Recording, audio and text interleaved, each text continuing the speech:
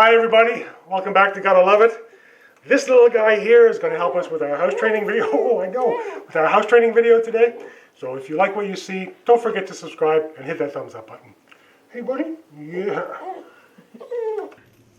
House training should begin as soon as your pup arrives home. Your objective is to teach your pup where it is okay to eliminate and where it is not. It's quite natural for a puppy to pee or poo in your house. They have no monetary value placed on your home or any understanding that your floor is not a desired potty place. It's your job to clearly and consistently make the distinction that going outside is a great place to go, but going inside the house is not so desirable. Yes, I know, buddy boy. Many puppy owners often think of the leash as an outside tool, but really it's a training tool wherever you may need it. I like to let a pup learning the house training process drag a lead around the house so that I am ready to pop out the door at a moment's notice, rather than searching around or fumbling with the leash right when a pup needs to go. You want to make sure you are feeding your pup on a consistent schedule. This allows for regulation of your pup's system. Simply put, what goes in on time comes out on time.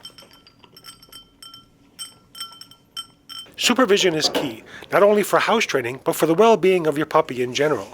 Your pup should be watched at all times. If you do not have the ability to do this, your pup should be contained for short durations in a crate or other safe area. Do not expect your pup to let you know they need to go. Remember, it is perfectly natural for a puppy to eliminate in your house. Hey buddy, do you need to go out? Watch for circling and sniffing behaviors as a sure sign your pup needs to relieve itself. Take your pup outside on a leash and take him to the spot you wish for elimination to occur. Be boring as you act almost indifferent, saying, "Go potty" or "Go pee." If you are excitable when bringing your pup out, they may focus on your excitement rather than the task at hand. You should have a treat already nonchalantly placed in your hand, ready to mark and reward the behavior the moment it is finished. This reward has to occur within 1 second of the behavior for your pup to understand what he was rewarded for. As well, a pup being let outside to pee can find great excitement in chasing a leaf blowing in the wind or focus on some other interesting distraction in your yard. Owners after 5 or 10 minutes say, "Well, I guess you do not need to go," only to be flabbergasted when they walk back in the house and their pup goes on the floor immediately. What the pup thinks when they enter the house, with the excitement now gone, is, "Oh, I still have to pee," and proceed to do so. If you expect your pup has to go and they have not gone outside, they should immediately be placed in a properly sized crate for 5 minutes or so, and then brought back outside to try again. Most pups, not wanting to eliminate where they lie, will hold their business in their crate.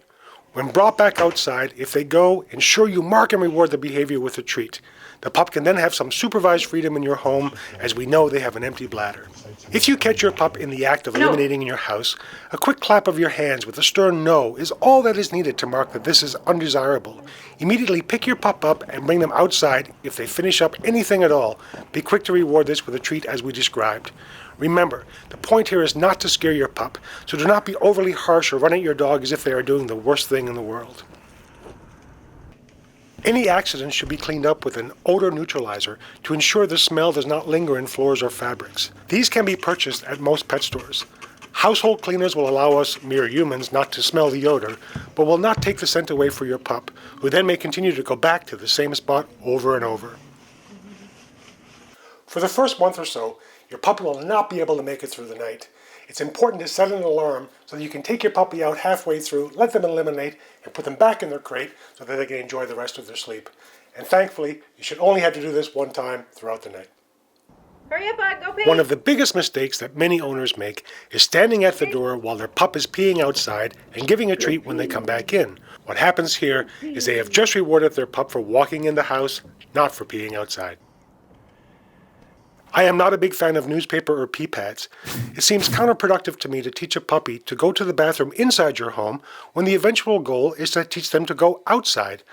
This adds a step that has to be broken at some point and may add time and frustration to the process. Remember, if you find a mess on the floor, there is nothing you can do besides just cleaning it up and moving on.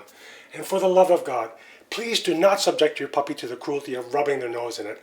All this does is take their nose and put it in their excrement and teaches them nothing about the house training process. In my opinion, it is absolute cruelty and should be avoided at all costs. After a good play session or a nice nap, your pup should be brought out immediately and given the opportunity to relieve itself. Good boy.